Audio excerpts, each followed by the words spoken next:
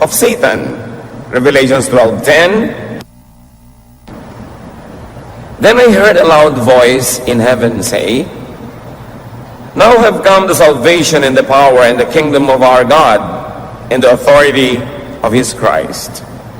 For the accuser of our brothers, who accuses them before our God day and night, has been hurled down. So the accuser of our brothers, yung daw taga-usig, ay napalaglag na ng kapangyarihan ng Panginoong Yesus. So ang gawang mang-usig ay hindi gawa ng church at hindi gawa ng Kristiyano. Ito'y gawa ni Satanas. Pero bakit ang dami-dami mga Kristiyano walang ginawa kundi mang-usig? Nagiging mahirap tuloy sa isang taong maging totoo, kailangan siyang magpanggap dahil baka siya mausig. At ito po ang pamagat ng ating pag-aaral ngayon. Guilty? Could you be burdened by a needless load? Meron ka ba dyan na pinaghihirapang dalhin na hindi naman pala dapat? Salamat, Ama, dahil kayo mapagpalaya, lalong-lalo sa ministry ng iyong anak na si Jesus. Turuan niyo po kaming maunawa ito, may apply ito sa aming buhay. Patawarin niyo po kami sa aming mga kasalanan, buong puso naming tinatanggap ang inyong pagbubuong muli sa aming mga kasiraan, pagtatayo sa aming mga pagkakadapa, at paglilinis sa aming mga karumihan. Be our speaker, teach us, set us free. In the name of Jesus, your Son, we pray with thanksgiving. Amen. What are the major sources of guilt? Ano ba mga pinagmumulan ng mga pag-uusig ng ating budhi? Unang-una na, at natural lang naman, broken commands of God. Mga alam nating talagang salita at utos ng Diyos na ating nilalapastangan, hindi sinusunod. Natural, nagkakaroon tayo ng guilt because we were created to obey God. And whenever we disobey God, we are wired to feel guilty. But there's another source of guilt, which should not be commands of men mistaken for commands of God. Utos nang akala natin ay utos ng Diyos. Yung pala utos lang ng tao. Salita na akala natin ay salita ng Diyos, yung pala'y salita lang ng tao. God gave the Jews 10 commandments. But over time, the religious authorities added 613 mitzvot or more commands and prohibitions. 10 lang ang utos ng Diyos. Ang idinagdag ng mga pare, 613. Nasa salitang Hebrew ay tinatawag na mitzvot. In other words, it was added to the original commandments of God. So a big and wide source of guilt. Kung yung 10, hindi mo na masunod-sunod, dagdagan pa ba naman ng 613 more? Kaya sa Israel, hanggang ngayon, kung lalakad kayo sa kalsada, o kahit sa New York, may mga Hudyo na iba yung ayos ng mga patilya, may mga sombrero, may mga ibang ayos ng buhok, may mga tali-tali sa bewang. Ibig sabihin nun, they are conservative Jews. They are committed to obey not only the 10 commandments, but also the 613 mitzvots. Can you imagine, bawat oras, bawat minuto, may opportunity ka to break something sa dinami-rami ng bawal. At pag nabe-break mo yun, akala mo na break mo yung salita mismo ng Diyos. Iba ang value, iba ang weight ng mga salita, kautusan ng Diyos Ama, Anak, at Espiritu Santo sa mga salita ng patriarchs of the Old Testament, ng prophets, o ng mga disciples of the New Testament, or the church leaders after the New Testament. Words of great biblical persons are not always and necessarily the words of God. In fact, sometimes, these great biblical persons are mistaken. Ang dami niyan kahit sa New Testament. Si Peter nga, natawag pa ni Lord Jesus na, Satan, get behind me, Satan. Maling-mali ang pinagsasasabi mo. Si Peter pa yon. So what do we do with the words of the prophets, of the patriarchs, of the disciples, of the apostles? What do we do with the words of pastors and priests and religious leaders? Bring them, refer them to the words of Jesus.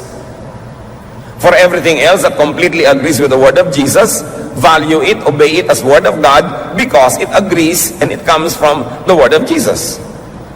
But if it has no basis at all in the words of Jesus, then study if it's authoritative, if it really must be to kill or die for, is it really a must to obey? Kasi kahit sa New Testament, may mga inutos sa mga disciples na pang doon lang sa specific persons or groups of persons that received the instruction, not necessarily universal for all people at all time in all places. Katulad ng utos halimbawa ng Diyos kay Noah na gumawa ng sasakyang pandagat para sila lumutang, hindi yun utos sa iyo, kay Noah lang. Ang utos halimbawa ni Paul sa mga babae sa Corinth na lagi magbelo, magpahaba ng buhok, pang kanila lang, hindi para sa lahat ng babae sa buong planeta, sa lahat ng panahon, sa lahat ng dako. Kasi may cultural reasons why those commands were given. Yung mga ipinagbawal na pagkain, ipinagbawal sa mga Hudyo, hindi naman sa lahat ng tao sa planeta. Who knows, the Jews might be genetically designed not to eat those foods. Pero kung ikaw naman ay Ilocana o ikaw ay Bisaya, baka pwede sa'yo kasi iba naman yung genes mo. So hindi mo pwedeng kopyahin, sundin, at pairalin sa buhay mo ang lahat ng utos at salita na nasa Biblia, kahit galing yan sa Biblia, kung hindi naman yun para sa'yo. Kaya dumarami ang pabigat, dumarami ang batas, dumadami tuloy ang nalalabag na batas na hindi naman pala dapat. Tapos lungkot na lungkot ka, durog na durog ang iyong puso, guilty ka, hindi naman pala dapat. What are some examples of sources of guilt? Let's read from Matthew 12, 1 to 8. One Sabbath, Jesus and his disciples were walking through some wheat fields. His disciples were hungry and began picking and eating grains of wheat. Some Pharisees noticed this and said to Jesus, "Why are your disciples picking grain on the Sabbath? They are not supposed to do that." So, Sabbath ang pinag-uusapan, a legitimate member of the Big Ten Commandments. Pero meron silang nalimutan. Ang kausap ng Diyos sa Ten Commandments sa Sabbath ay employers and masters. Sabi niya, remember the Sabbath day, keep it holy, do not work. Do not make your servants, your female servants, male servants, and do not make your animals work.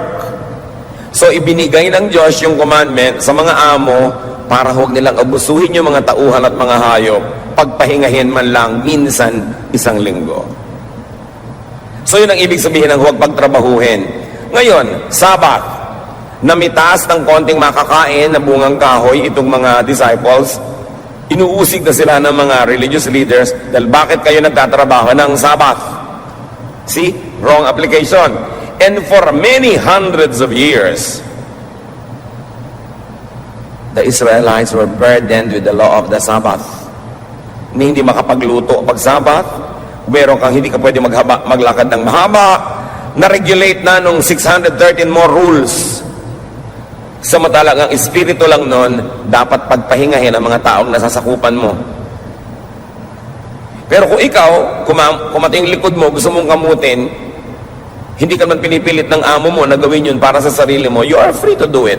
The Sabbath regulation was for that rich people and masters will not abuse their employees or their slaves or even the animals. So, Matthew 12, 3-8, sumagot ang Panginoon. You surely must have read what David did when he and his followers were hungry. He went into the house of God and then they ate the sacred loaves of bread that only priests are allowed to eat. Haven't you read in the law of Moses that the priests are allowed to work in the temple on the Sabbath? But no one says that they are guilty of breaking the law of the Sabbath. I tell you that there is something here greater than the temple. Don't you know that the scriptures mean when they say, instead of offering sacrifices to me, I want you to be merciful to others? If you knew what this means, you would not condemn those innocent disciples of mine. So the Son of Man is Lord over the Sabbath. Sabi ni Lord, nagpuputok ang butsin nyo, na pumitas sila ng konting bungang kahoy para kumain dahil Sabat. Eh bakit ang mga pare nagtatrabaho sa loob ng templo pag Sabat? Ba't sila exempted? Dahil ang ginagawa nila, paglilingkod sa kapwa. So, sabi niya, ang mahalaga, mapaglingkuran ang mga nangangailangan. Hindi yung to the letter, susundin mo yung regulasyon. In fact, the regulation was meant for masters not to abuse people under them. So, kindness to the needy was an exemption, according to the Lord. Jesus was trying to take the guilt away from certain acts of piety or acts out of needs. Surely, napakarami mga Jews ang napunta sa underground sa pagkukunwari at pagbabalat kayo pag Sabat. Hindi nila ipinapakita sa ibang nagtatrabaho sila, pero surely, binibreak din nila yon. Long ago, I was in Israel and I took a taxi and we were traveling across Jerusalem on a Sabbath and we were being stoned by many people. Nagagalit sila doon sa driver dahil nagtatrabaho pag Sabbath. Pero yung driver nagtatrabaho, kudyo rin siya. Kasi kailangan rin niya mabuhay. Siguro meron siyang matinding pangangailangan for funds. So to feed the hungry, the regulation on the Sabbath, and even the holy bread were bended. In fact, dalawa yung inungkat ni Jesus. Sabi niya, nalimutan niyo na ba? Kahit yung banal na tinapay na nandun sa loob ng bahay dalanginan na dapat pari lang ang kakain, pumasok si David, may dalang mga lalaking gutom na gutom, kinain nila yung tinapay, ipinakain ng priest. O, nagalit ba ang Diyos? So, sino umimbento na yung tinapay doon sa dambana ay para lang sa mga pare? Sino umimbento ng batas? Eh, di mga pare. Hindi naman nagalit ang Diyos nung kinain nila David yun. Dahil ang pagkain ay para sa nagugutom. Malangan mamatay ka sa gutom, may tinapay dito na. Sabi ng batas, para sa mga pare, so huwag mong kainin. At alam nyo ba, napakarami mga tao na nagugutom, nahihirapan, nagdurusa. Akala nila kasi, dahil sa dapat nilang sundin, ang akala nila ay utos ng Diyos. Needless lang naman pala yung suffering nila. So napakahalaga. Kindness over technicality. And Jesus says, should the kind be guilty for being kind? Should I be guilty for allowing my people to eat and to pick fruits on a Sabbath while they are hungry? Will my act of mercy not exempt us from this law? Sabbath pa yun, ha? Paano pa kung hindi Sabbath yung minrek, wala sa Ten Commandments? Siguro mas pwede. Basta tama yung konteksto. Mark 7, 1-9. Some Pharisees and several teachers of the law of Moses from Jerusalem came and gathered around Jesus. They noticed that some of his disciples ate without first washing their hands. So kanina, eating on a Sabbath, picking fruits on a Sabbath. Ngayon, eating without washing their hands. The Pharisees and many other Jewish people obeyed the teachings of their ancestors. They always wash their hands in the proper way before eating. At alam niyo ba yung proper way of washing your hand? There is a proper way of washing a cup, a glass, a plate, utensils. There's always a proper way. Therefore, there are many improper ways. At again, pag hindi mo nasunod yon, guilty ka na naman of breaking the law. So ngayon, ang issue nila, pati sila naghuhugas ng kamay. Verse 4, none of them will eat anything they buy in the market until it is washed. Yun daw ang ugali ng kanilang mga aninuno. They also follow a lot of other teachings, such as washing of cups, pitchers, and bowls. The Pharisees and teachers asked Jesus, why don't your disciples obey what our ancestors taught us to do? Why do they eat without washing their hands? So now washing one of the 613 missed pot. Mark 7, 6-9. Jesus replied, you are nothing but show-offs. Pasikat lang kayo. Palabas. The prophet Isaiah was right when he wrote that God had said, all of you praise me with your words, but you never really think about me. It is useless for you to worship me when you teach rules made up by humans. You disobey God's commands in order to obey what humans have taught. You are good at rejecting God's commands so that you can follow your own teachings. So Jesus here was referring to those 613 misvats. Sabi niya, imbento nyo lang yung rules na yan. At sa paggigiit ninyo na masunod ang mga inimbento nyong mga patakaran, ang hindi tuloy nasusunod ay yung mas malalim, mas mainam na utos ng Diyos. Ano yon? Yung maging mabuti, maging mabait, maging matulungin sa kapwa, mapagtanggap, maibigin. Yun ang mahalaga. Pero ang pinapahalagahan nyo, ano dapat isuot, gaano kahaba ang palda, gaano kahaba ang buhok, may hikaw ba ang lalaki o wala, magtatato ka ba o hindi, ano ba ang kakainin sa Lord's Supper, anong uri ng tinapay, ano ang pwedeng tugtog, piano lang ba, organ, pwede ba ang drums, ang dami-dami nyong arte. Hindi naman yan galing sa Diyos. Nag-aaway-away kayo, nagkakagulo kayo, anong version ng Bible ang babasahin? Ipipilit o iba, isa lang ang version na tama, yung version namin.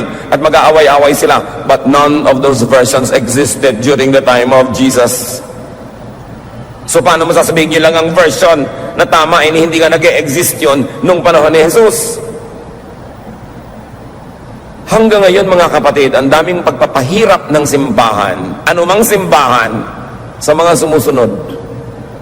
Kasi imbento ng maraming rules, dumadami tuloy ang pagkakataon to break those rules or to fail, and people end up being guilty. So here Jesus identifies a mitzvah as made up by man, competing with and prioritized by the religious over God's own commands. Katulad ng pagkatalo, ano ba yung baptism? Pouring? Sprinkling? Immersion? Hindi yan pinroblema ni Jesus. Marami lang naging mga modes of baptism later on in the New Testament, and all of them biblical. But after the New Testament, now Christians everywhere are quarreling which mode is the correct one. Another mitzvah. Nadagdag na doon sa 613. Idinagdag ng Christians. Kasi kung may 10 commandments ang Diyos, may 613 mitzvot sa mga Jews, ang mga Christian, ang dami pang idinagdag lalo. Kaya ang inang Kristiyano, wala nang maisip kundi masama ako, mali ako, nagkamali ako, nagkasala ako, puro guilt. Now, Jesus exposes the needless burden that the religious impose on the people. Matthew 23, 1-4. Jesus said to the crowds and to his disciples, the Pharisees and the teachers of the law pile heavy burdens on people's shoulders and won't lift a finger to help. Sabi mga religious leaders ninyo, walang ginawa kundi patawan kayo ng mabibigat na mga pasanin, hindi naman kayo tinutulungan. Tapos pag nagkulang kayo, uusigin kayo. Ang daming regulasyon. Dumagdag na ng dumagdag, ano dapat ang suot ng choir, ano dapat ang uniform ng mga babae, ano dapat ang ganito, ano dapat ang ganon. Dapat ba mag-girlfriend o mag-boyfriend ang isang youth na hindi pag-graduate? Pagka ba member kayo ng choir, hindi kayo pwede magligawan. Lahat ng rules na yan, invento na lang ng tao. Hindi ko sinasabing masama yung rules, pero invento ng relihiyon. Always tuloy, there is an opportunity to fail and there's an opportunity to be guilty.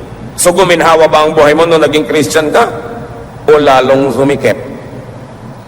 Nakalaya ka ba o lalo ka lang ngayon nagpapanggap para hindi ka mapagalitan o madisiplina? Pampahirap ang sobrang relihiyon. Pampabigat, pampasikip ng dibdib. At hindi yan ang misyon ni Jesus. Matthew 23:15, Jesus speaks, woe to you, teachers of the law and Pharisees, you hypocrites! You travel over land and sea to win a single convert. And when he becomes one, you make him twice as much a son of hell as you are. Gumagastos pa kayo sa mga misyon, sabi ni Jesus. Tumatawid pa kayo ng mga dagat at bundok para may kaluluwa na madala sa inyong mga pinaniniwalaan, at matapos sumunod sa inyo, nadodoble lang ang pagiging anak ng impyerno. They become sons of hell, they become judgmental, or if not, they become conflicted and tormented. Dati hindi siya guilty, ngayon guilty na. Mabuti sana kung galing sa Diyos yung pagpapagilty para siya magbagong buhay. Eh kung mitzvot lang pala, church ordinance lang pala, na inimbento ng board, o inimbento ng elders, o inimbento ng pastor, o ng pare, o ninuman, paano na yun? Sayang ang religion pag ganyan ang ginagawa. Hindi tinutupad ang utos ni Jesus, kabaligtaran ang ginagawa, mas pinahihirapan ang converts. I love Jesus very much. You know, Jesus in His ministry of comfort reduced all the commands to just two. Love God and your fellow men. The 10 Commandments, forget it. 613 mitzvahs, forget it. Matthew 22, 35 to 40. One of them, an expert of the law, tested Jesus with this question. Teacher, which is the greatest commandment in the law? Jesus replied, love the Lord your God with all your heart and with all your soul and with all your mind. This is the first and the greatest commandment. And the second is like it. Love your neighbor as yourself. All the law and the prophets hang on these 2 commandments. Niwala sa 10 commandments yung binanggit niya. Sabi niya, anyo, 2 lang ang mahalagang commandment. Kaya siguro ipinadala ng Diyos Ama ang Diyos Anak para ituwid ang pagkakaligaw mismo ng templo, mismo ng relihiyon. Kailangang itama, kailangan magkaroon ng reformation. So niya, 2 lang. Love God, love your fellow men. Love is above all. Gusto ko kayong hamunin. At this point, humanap kayo ng application sa sinabi na yan ni Lord. Ito lang ang unahin mo. Love God and love your fellow men. Paano niya i-apply ngayon sa mga moral laws na nakasiksik sa inyong utak? Paano niyo i-apply yan sa inyong concepts of right and wrong? Sa inyong concept of justice and judgmentalism, sa inyong concept of religiosity? Sabi ni Lord, ito ang mahalaga. Love God, love your fellow men. Applyan nyo. I cannot do it for you. But you have to say, itong law na to ng bahay na nabe-break ng asawa ko, lagi niyang iniiwan yung mga damit niyang nakakalat kung nagbibihis siya. What will I apply? The law of the house or the law of love?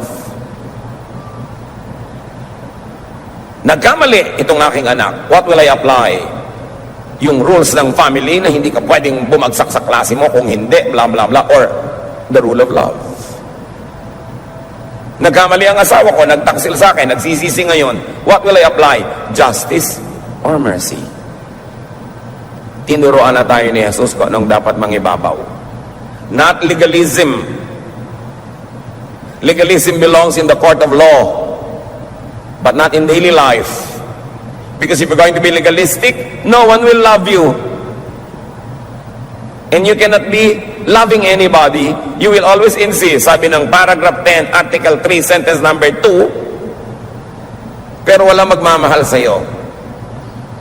Pag legalista ka masyado. So sabi ni Lord, love. You cannot go wrong when you love. Because God is love. And it is the greatest of all the commandments. Hindi nga kasama sa commandment yun eh. Pero si Jesus, sinabi niya, it is the real commandment. And it is the greatest. Another source of guilt, misreading, misinterpretation, and misapplication of God's Word.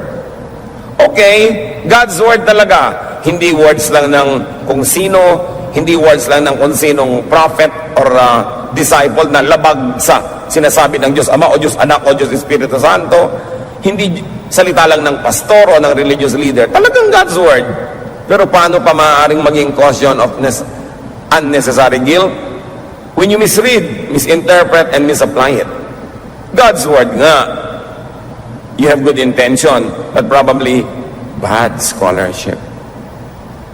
Mali ang basa, mali ang pagpapakahulugan, at paglalapat. Tulad na lang ng mga issue ng belo, ang kausap, Corinthian women, hindi naman ikaw. So ngayon, hirap na hirap ka, guilty ka, hindi ka nagbebelo, o ginadjust mo, hindi nagbebelo, mali naman ang basa mo eh. Although word naman ni Paul yun, hindi naman yun word of God. Yun tungkol sa belo. Kasi hindi naman God si Paul, hindi God si Peter, hindi God si David or Abraham. Isa lang ang God, di ba? Kaya pag nagbabasa kayo, letter to the Corinthians, letter to the Ephesians, huwag nyo sabihin, thus is the word of God. No, it's the word of Peter, it's the word of Paul, it's the word of whoever. It's not the word of God kasi those men are not gods. Dapat malinaw yun. Minsan nagbabasa ka ng kung ano-anong mga letters dyan sa Bible, tapos mo, word of God. It's the word of God if the teaching perfectly coincides with, agrees with, and follows the words of Jesus. Otherwise, it's a human opinion. It's the opinion of Peter, it's the opinion of Paul, it's the opinion of James, but it's not the word of God. Dapat malinaw yon. Magkakaiba ang tindi, bigat at halaga ng mga salita. So what are the additional causes of guilt? Let us cite some examples. In addition to Old Testament and New Testament teachings, ito na ang sources of guilt, as we have mentioned: congregational, sectarian rules, and regulation. Yung mga rules and regulations ng inyong kongregasyon, ng inyong kapatiran, ng inyong fellowship, whatever. At marami yan. Nagdagdag sila sa mga misbot. Mode of baptism, elements of the Lord's Supper, attire, length of hair. May Christmas ba o wala? Issue rin yan. Church ba kayo o fellowship lang? Nadidinig nyo yan, di ba? Ang pastor nyo ba reverend o pastor o brother lang? Alam nyo, hindi ko masikmura na ang tao tawaging reverend. Kaya gusto ko tawag nyo lang sa akin, Kuya Ed. Kasi kumisan, pastor ba? Wow. Pero may reverend ba? Ay, meron ba o wala? What's the big deal? Kumisan yung sobrang pagpapahalaga sa title is the reason why I refuse all of these titles. Kakilakilabot, may tao bang reverend? Banal? Kabanal-banalan? Ano siya? Katipunan na anak ng bayan? At ang dami pa niyan, etc., ad nauseam, nakakasuka na sa dami ang mga congregational rules. Hindi ka pwedeng tumugtog sa banda pag mahaba ang buhok. Nasaan yung verse? Hindi mo pwedeng ligawan ng kapwa choir member, pareho naman kayong binata at dalaga. Bakit? Ang dami. Well, if it works in some congregations, that's their business. But I don't think it is a word of God to die or kill for. It's an opinion. Siguro yung mga church leaders, nakita na mas effective yung ministry, mas less ang problem pag ganun yung policy. But sometimes the obedience of that policy stops people from being human. At hindi rin naman sinusunod ng mga choir, nagliligawan din sila. Nakalihim lang. It's only underground. And therefore, they are guilty. That's what I mean. You create rules that force them to go underground and to feel guilty. Kung honorable, parehong single, ano nang pakialaman mo magligawan yung mga yan? Ba't pati yun pinapakialam mo pa? Diba? So, napaka-importante na sabihin natin, ay, policy lang yan ng mga tao. But then, you are a member of a church, so you obey. Ayaw mo mag-obey, di join another church. Pero pag nandun ka, hindi mag-obey ka, alam naman nandun ka, tapos ayaw mo mag-obey. At yun ang problema. Gaano karami ang ilalagay natin na mga regulasyones that will force people to either sacrifice, feel guilty, or disobey? Kailangan ba talaga? Marami niyan mga gravely misunderstood, over-sensationalized, and over-demonized aspects of life, like lust, sexuality.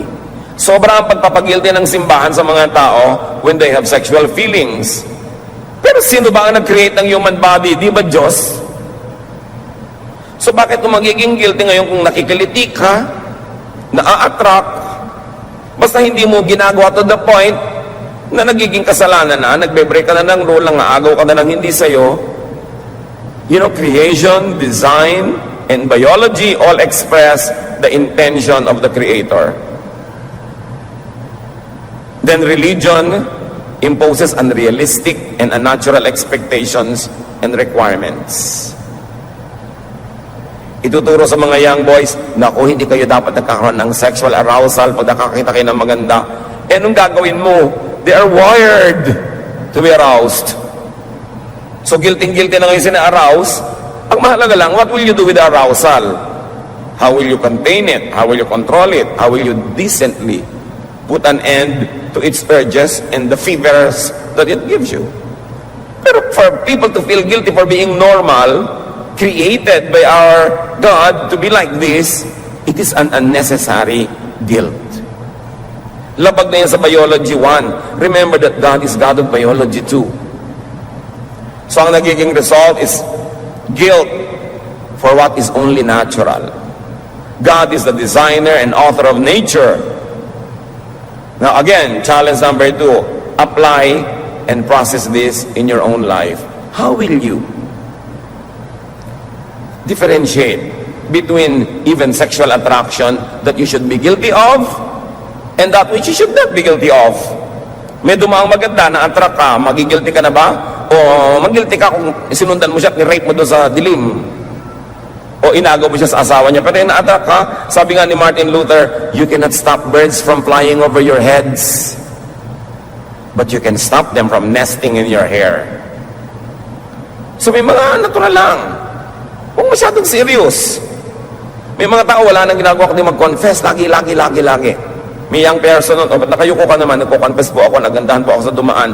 Hindi wala ka nang gagawin, hindi mag-confess araw-araw, minuminuto, kasi marami maganda. When you do what you could to be godly, forgive yourself for imperfections. Forgive yourself for your human and natural impulses. For all you know, God might not even be offended. Living creatures are designed and wired to multiply. Isa yan sa mga utos lagi ng Diyos, go and multiply. The birds will multiply. The plants will multiply. Humans will multiply. Everything and everywhere, creation is filled with animals and plants that are wired to multiply. Therefore, they are to be sexually oriented. Kahit ang bulaklak,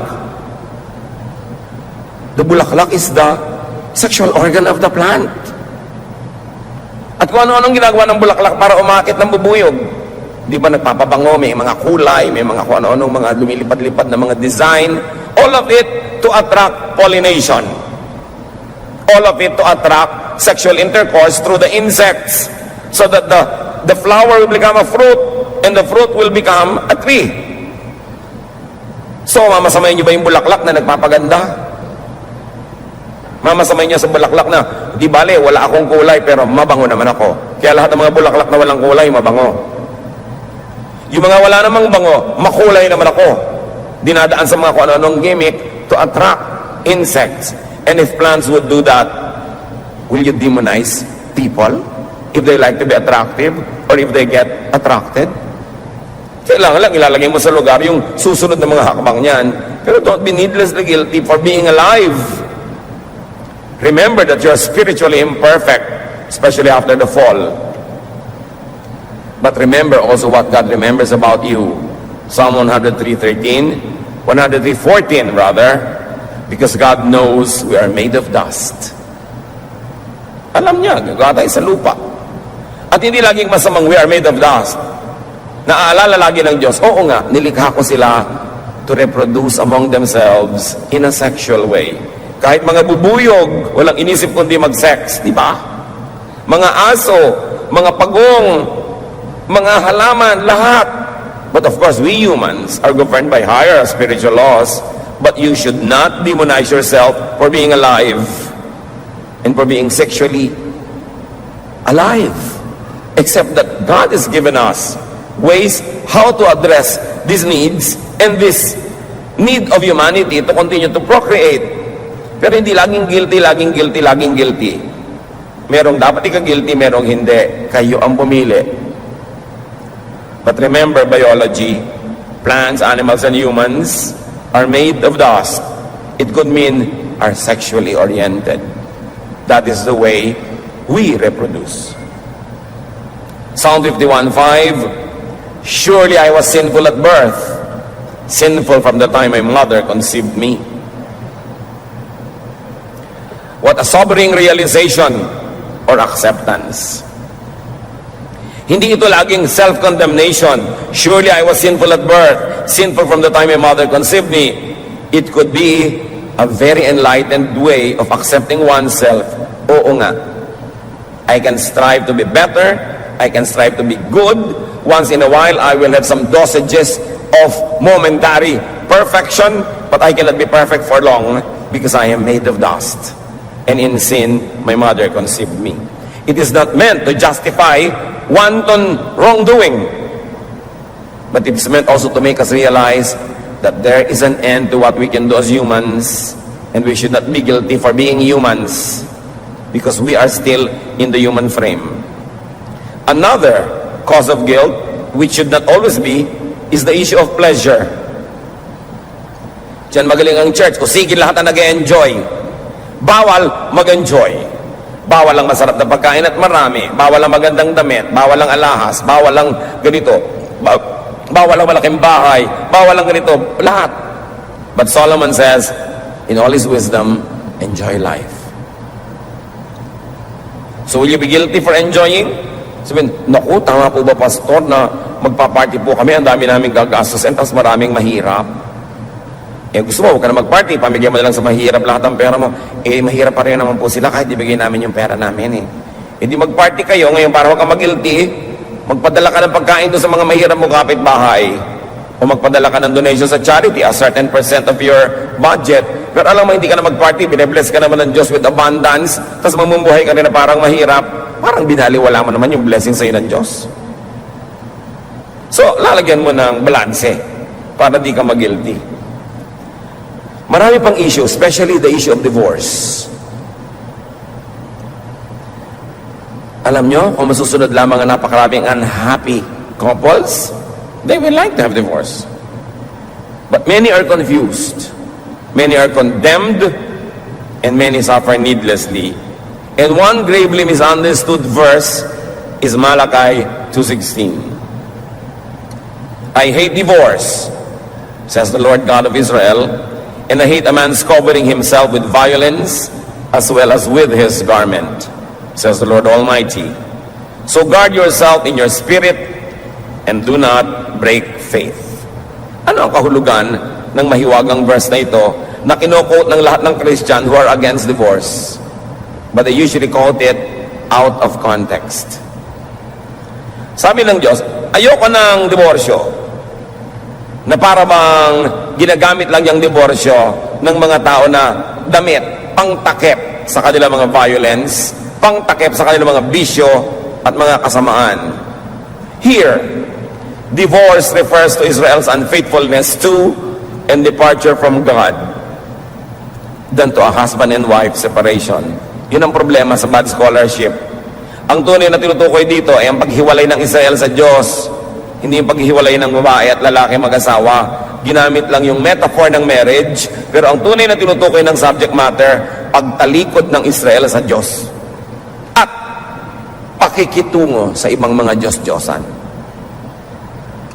Marriage was used only as a metaphor or a symbol, but Malachi is not talking about human marriage. It's talking about the partnership, the covenant between God and man. At yung salitang divorce in biblical vocabulary also referred to man's abuse of it, of disempowering and destroying women. Tatandaan nyo, kung yung bread nung araw ay tinapay na ngayon ay pwedeng pera na ang ibig sabihin, nung araw ang mouse ay dagang hinahabol ng pusa, ngayon yung kasama ng computer. Kung ang virus nung araw ay yung may sipon kat ubo, ngayon yung computer mo ang meron, naiiba ang kahulugan ng the same word. Ganon din yung divorce. Yung divorce na pag-aalam natin ngayon na paghiwalay ng mag-asawa, hindi ganon ang exact kahulugan ng divorce nung araw. So what was the divorce that God hated? Sinasabi niya yung covering himself with violence using divorce. Breaking faith, according to Malachi 2:16, is like divorce. But mostly, sa Old and New Testament, pag binabanggit ang divorce, may loaded meaning yan. Pag-abuso ng lalaki sa babae. Paano yun? Matatandaan natin na si Moses, sabi niya, nag-utos siya, mga lalaki, kung di-divorce yung mga asawa niyo, bigyan niyo ng certificate of divorce. Why a certificate of divorce? Para mas humirap naman sa lalaki na basta-basta na lang mang-divorce. Why? Nung araw, Sasabihin lang ng lalaki sa kanyang asawang babae, ayoko na sa'yo, divorce na tayo, tsupi. Talsik na ang babae. Ganun lang. Matabangang sinigang, divorce. Hindi ka good in bed, divorce. Hindi ka maagang bumangon, divorce. Kahit ano, pwedeng i-divorce ang lalaki ang babae, pero hindi pwedeng i-divorce ang babae ang lalaki. Unfair, no? So sabi ni Moses, mga lalaki, kung magpapadivorce kayo, bigyan nyo ng certificate. At least pupunta ka pa sa pare, papapirmahan mo pa. Medyo mahirap, baka ma-counsel ka, mapigil ka dahil wala namang kalatoy-latay ang dahilan ng divorce mo. Meron pa mga lalaki, may magugustuhan silang ibang babae, pero siyempre alam nila kasalanang makiapid doon dahil may asawa sila. Di-divorcehin nila yung babae ngayong gabi. Makikiapid sila doon sa ibang babae ngayong magdamag. Bukas ng umaga, sasabihin na sa babae, balik ka na dito, asawa na uli kita. Di ba di-divorce mo na ako? Anong patunay mo? So sabi ni Moses, bigyan niyo ng certificate. Kasi ang dali-daling baligtarin ng lalaki yung babae. Ang dali-dali niyang pahirapan. So, the certificate of divorce was a protection for women. Hindi yun pag sang-ayon na basta mo na lang siya i-divorce. Binigyan man lang kahit konting protection. Now, ito yung divorce that God hates. Yung I hate divorce. God and Jesus hated divorce, the instrument by which men so easily threw women away, only to pick them up at will. That was a divorce God hated. God and Jesus hated the kind of divorce that abused the weak, that caused women and the weaker partner to suffer. Yun ang divorce na tinutukoy. The word divorce then does not exactly mean what divorce means now. So hate pa naman ng Diyos ang divorce kung ang dahilan at ang pagdi-divorce ay para mapalaya ang sino mang partner na hihirapan, nagdurusa, nalalagay sa panganib dahil murderous or insane yung husband, pinagtataksilan, inaabuso ng harap-harapan. Will God still hate a divorce in that context? Yun ang pangatlong challenge. Isipin nyo. I-apply nyo sa buhay nyo. Kasi maraming tao, sa pagsunod lang sa do not divorce, nawasak na yung buong buhay nila, kaisa-isa lang yung buhay, paano kung nagkamali ka pala ng pinakasalan? Hindi yung bisyo na, dinidivorce ko siya kasi mabaho ang paa, kasi malakas umilik, kasi hindi kumikita, bla bla bla. Hindi yon. Pero yung talagang, ang napangasawa mo, baliw, pinaplansya ka habang tulog ka. Pag bangon mo, nakabitin ka, binibigti ka pala. Inuuwian ka ng babaeng tatlong sabay-sabay sa bahay mo, wala kang magawa. Sa palagay nyo, pag dinivorce yung husband nyo na yon, hate pa rin ng God yung divorce. Think. Because God is kind and God likes the weak to be strengthened, the imprisoned to be free. What if you are imprisoned in a horrible, nightmarish partnership? Will God still hate the divorce? Think. Even adultery and covetousness were forbidden mainly because women were counted as their husband's properties. Alam niyo ba mga kapatid, na kaya pinagbabawal yung covetousness, yung 10th commandment, you should not covet your neighbor's wife, because property laws would be broken. What do I mean? Balikan natin ang Exodus 20:17, the 10th commandment. You shall not covet your neighbor's house. You shall not covet your neighbor's wife, or his manservant, or maidservant, or his ox, or donkey, or anything that belongs to your neighbor. So, sinong kamarkada ng wife? Ang mga baka, ang mga kambing, ang mga ari-arian, ang traktora, ang kotse, ang motorsiklo. Ang hindi pinapakovet sa Exodus 20:17, property ng another man, and the wife belongs to that. The context of not coveting your neighbor's wife is not to respect the wife, but to respect the man who owns her. Because in the Old Testament and up to the New Testament, a wife is a property. Kaya nakita niyo yung pagpapalaya ni Jesus sa mga babae? Yung kasama niya kahit saan, mga babae na hindi nagpapaalam sa mga asawa. Nagkaroon sila ng freedom from being owned by a man. Yung babaeng si Mary na nakikinig sa kanyang pagtuturo, kasama yung mga kalalaki, sabi ng Sister Martha, papuntahin niyo po yung kapatid ko si Mary sa kitchen, where we women belong. Natanggap na ni Mary yun ni Martha. Sabi ni Lord, gusto ni Mary maging disciple, gusto niya magturo, gusto niya maging parang lalaki, hayaan siya dito. She has actually chosen the better portion, sabi ni Lord. Pinapalaya niya ang sarili niya. Maganda yung pinili niya. You know how lovable Jesus is? Kung paano siya magmahal sa mga naaapi, sa mga kawawa, sa mga kapuspalad, sa mga nakagapos. Kaya sabi niya, come to me, all of you who are tired. Nakakapagod yung religion nyo. Nakakapagod yung mga 613 mitzvot. Nakakapagod lahat yan. Ang commandment lang, love. Love is the greatest. Come to me. That's why all the religious people wanted Jesus dead. Because he was changing the system. He was setting the captives free. He was setting prisoners free. He wanted every person, man or woman, child or old, rich or poor, to enjoy life, to have a meaningful life, to develop their personality and not to be the shadow of someone else, even if that someone else is your father or your husband or your mother. You were created in God's image, and Jesus was setting people free. The church system will make people feel guilty so that they will not want to be free, or if they were able to be set free, they will be willing to be caught again and be imprisoned again because they are guilty. Can you imagine the wife being classified with servants, animals, and properties? So masamang pagnasaan, hindi dahil siya isang marangal na babae, kundi dahil property kasi siya ng kapwa lalaki, at ang kinakausap sa 10th commandment ay mga lalaki. Ang kinakausap sa commandment on the Sabbath ay mga amo o mga masters, which are also male. So ano pa mga guilt nyo? Nagigilty ka na hiniwalayin mo ang asawa mo, na lagi ka na lamang na pinagtataksilan, ninanakaw ang savings mo, pineprenda ang mga alahas mo, tapos inuuwian ka ng syphilis, isipin kung kani-kanino, tapos uuwian ka ng mga gonorrhea, tapos ngayon humihiwalay ka, pinapagilty ka ng religious counselor mo, sabi niya, alam mo, ang gusto ng Diyos, bumalik ka doon, magdusa ka, because God hates divorce. Wrong reading. Meron pang isang accusation na lagi tayong guilty, materialism. Hoy sister, di ba? Kristiyano ka na, bakit ang dami-dami mong damit? Bakit ganito, ganon? Guilt for having fine things. Guilt for being comfortable.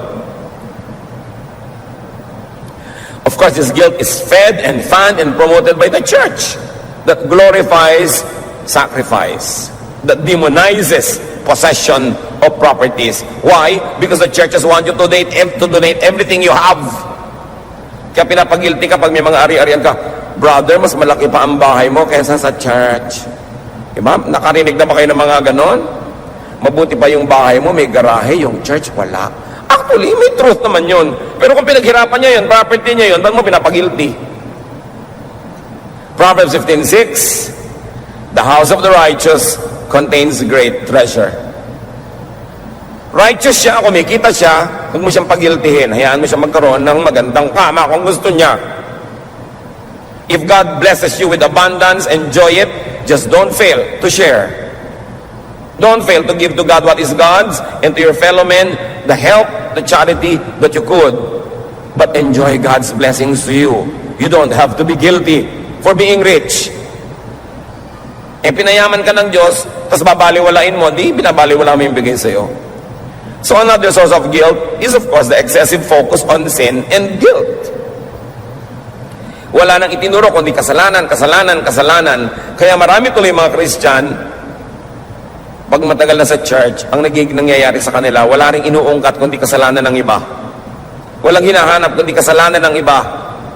The burden of sin and guilt, of course, makes the priest and other dispensers of forgiveness look more important. Siyempre, lagi kang uusigin kasi nagiging mahalaga tuloy yung ministry ng mga religious leaders na laging magbibigay sa iyo ng kapatawaran. Kung nasa ritual ng simbahan na yun na pwedeng magbigay ng kapatawaran yung leader, naging importante siya, so lalo kang papagiltihin. Now, what are the cures to guilt and to needless guilt? Obedience to God, of course. You don't want to be guilty? Be perfect. If you could. Babalikan natin yan. Another cure, knowledgeable, wise, and spirit-led scholarship. Pangontra sa pinag-usapan na natin kanina na careless or substandard knowledge of the Word of God, mali-mali tuloy interpretation, mali-mali ang reading, nahihirapan tuloy. There should be differentiation of man's commands from God's commands. Men in the Bible, men outside the Bible, men in your church, man-made rules. Dapat clear. Ito talaga, yung 10 Commandments. Pero, sabi ni Jesus, dalawa na lang, love God and love fellow men. Ano ngayon ang relasyon ng mga ibang regulasyon ng buhay mo doon? Process it. The fourth challenge. Gaano kahalaga talaga yan? So they really feel guilty? Idinidikdik ng pastor talaga, ng mga religious leader, Sunday is for the church. O may lagnat ka, hindi ka makapunta sa church, will you be guilty? Birthday ng nanay mo, may celebration kayo sa Palawan, sasama ka ba o mag-church ka? Kung sumama ka, will you be guilty? It's a challenge for you. Process it. Against God's commands, against God's love, against what is needed, against what is practical, what is decent, process it. Pero siguro naman kung out of the 52 weeks, 40 na yung absence mo, dapat ka na talaga mag-guilty niyan. Tamaan ka ng kidlat, lumubog ka sa lahar, kung gano'n na karami yung absent mo, no? Pero kung may mga mahalaga, may namatay, may sakit, may celebration, huwag ka lang lumampas ng more than 10% of the year na absent, dapat ka pa talaga mag-guilty.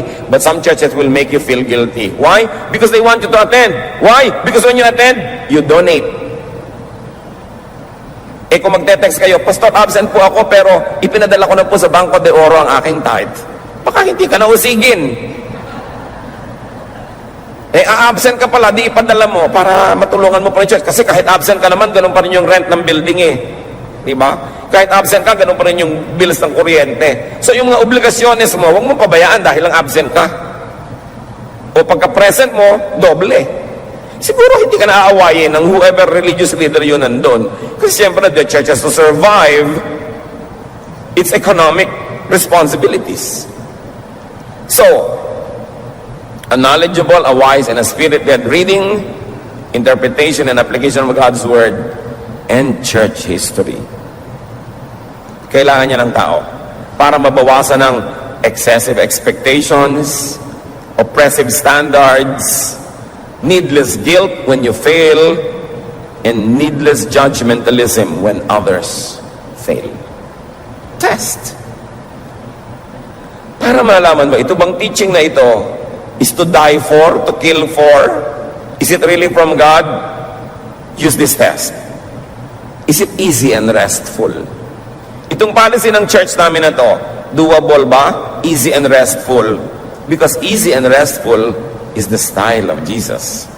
Pag oppressive, ang hirap-hirap, baka hindi na style ni Jesus yan. Ask yourself, does it make life easier and more restful? Is it Solomonic in Jesus' life? Does it condemn or affirm? Include or exclude? Accept or reject people? Does it make one self-righteous and judgmental and separatist? Itanong nyo yan. Kung meron kayong kaharap na policy, rule, law, and you say, pampahirap yan ang buhay, hindi tayo dapat ganyan, dapat pagaanin natin. Kasi doon nga sa labas sa mundo, ang bigat-bigat na ng dala ng mga kapatiran, alangan na mapagpasok sa church, mas dadaganan pa natin. Mararamdaman mo kung off ang reading pag ito'y oppressive at papunta sa guilt trip. Parang papunta sa guilt trip ito dahil sigurado hindi naman ito masusunod Halimbawa, may policy ang church, tuwing linggo, alas 4 ng umaga kayo darating dahil magdadasal tayo na 3 oras before worship. Alam mo, ay marami hindi makakasunod, magigilty lang. Gawin na lang nating 6:30. Ganon din naman yun. Another cure to guilt is of course confession. If you could not be perfect, yan yung sabi natin kanina, be perfect or jump to 3, confess. Do your best, then acknowledge your shortcomings if your best is only up to and ang kabaitan ng Diyos. Kailan ba natin mauunawa, maia-apply at mai-enjoy ang pag-ibig ni Jesus sa buhay natin? Anong ibig sabihin na meron kang tagapagligtas? Anong ibig sabihin na may naguhugas ng iyong kasalanan? Anong ibig sabihin na merong laging tumatanggap sa'yo at nagpapatawad? Ang ibig sabihin nun, relax. Be restful. And let other people relax and be restful also. Marami mga kapatiran, mas mahigpit pa sa Diyos. Diyos ang bahala. Gusto kong idiin, huwag gawing lisensya ito para maging pabaya. Pero lagi nyo tatandaan, pag nagawa nyo na yung best nyo at hanggang doon na lang, papunuan nyo kay Jesus. Siya ang pupuno. Siya ang perfecter of our faith. We strive, we struggle, but we cannot be perfect. So wherever we reach our maximum, our limits, let God be the perfecter. Let Him add so it becomes full. You want to be restful? Focus on forgiveness and justification in Christ. Focus on God's kindness. John 8:7-11. If any one of you is without sin, let him be the first to throw a stone at her. Sabi ni Lord sa crowd na gustong bumato sa babae na nahuli sa kasalanan. Again, he stooped down and rolled on the ground. At this, those who heard began to go away, one at a time. The older ones first, until only Jesus was left, with the woman still standing there. Jesus straightened up and asked her, "Woman, where are they? Has no one condemned you?" "No one, sir," she said. "Then neither do I condemn you," Jesus declared. "Go now and live your life of sin." Caught in the act, the people wanted to stone her to death, and Jesus says, "Well, sige, yung walang kasalanan, mauna na lang bumato." Wala siyempre naglakas ng loob dahil lahat may kasalanan naman eh. So sabi ni Lord, wala bang bumato sa'yo? Wala po. Hindi rin kita babatuhin. Umuwi ka na iha at magbagong buhay. Loving. Very nice. Maraming Christian, brethren, kapatid, judges, accusers, condemnators. And that is the work of Satan, not of Jesus. So, the last cure in the list, but not definitely in the truth about life, is acceptance of one's humanity, mortality, imperfection in this life. Also, acceptance of other people's humanity. Kailangan matanggap mong tao ka, hindi ka pa perfect. But you grow in the Lord. You grow in Christ-likeness. Room for improvement is the biggest room in the world. 2 Corinthians 3:18, the Lord's Spirit makes us more and more like our glorious Lord. So while you cannot be perfect, you can get nearer and nearer to perfection, to Christ-likeness. That is doable. That is required by God. So ulitin natin ang sabi ng Panginoong Hesus sa Matthew 11:28-30 to give a context to everything we have discussed. "Come to me, all of you who are weary and burdened, and I will give you rest. Take my yoke upon you and learn from me, for I am gentle and humble in heart, and you will find rest for your souls. For my yoke is easy, and my burden is light." Let us strive to be Christ-like as much as possible. But when or where we fall short of God's glory, let us rest in God's love. Let your faith, let your religion, let your Christianity be a shelter, a resting place, a hospital, a healing place. Not a guilt box, not a courtroom, not a jail, not a torture chamber. Let us bring Christ back to Christianity. Let us bring rest and comfort back to Christianity the way it was during the time of Jesus, when all the sinners were going after Jesus and they were following Him because they found rest and comfort and love and acceptance. The church cannot do less than be like Jesus. So accept your imperfection, even celebrate your humanity. 1 Corinthians 13:10. But what is perfect will someday appear, and what isn't perfect will then disappear. Sabi niya, darating ang panahon, the perfect great life, worship God, and be the person that God wants you to be. Dear God, we thank you. We thank you for freedom. We thank you for your kindness and goodness to us. Suriin mo kami, Panginoon, kung kami po'y nagiging masikip ang buhay dahil sa aming judgmentalism of others and of ourselves. Sa sobrang guilt na hindi naman pala dapat.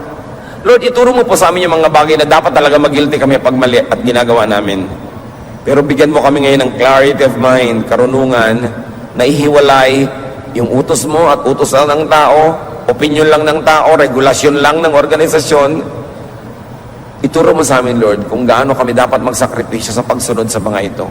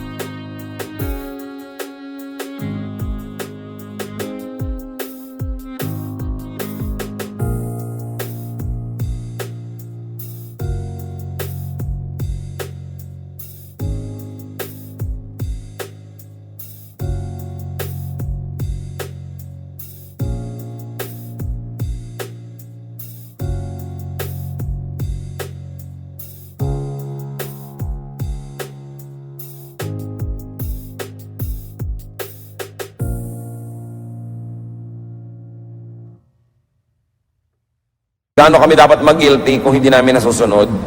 O dapat nga ba kami mag-guilty in the first place?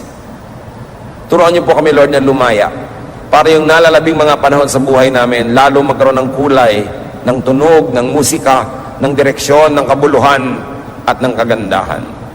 Set us free from our guilt and teach us to set others free as well.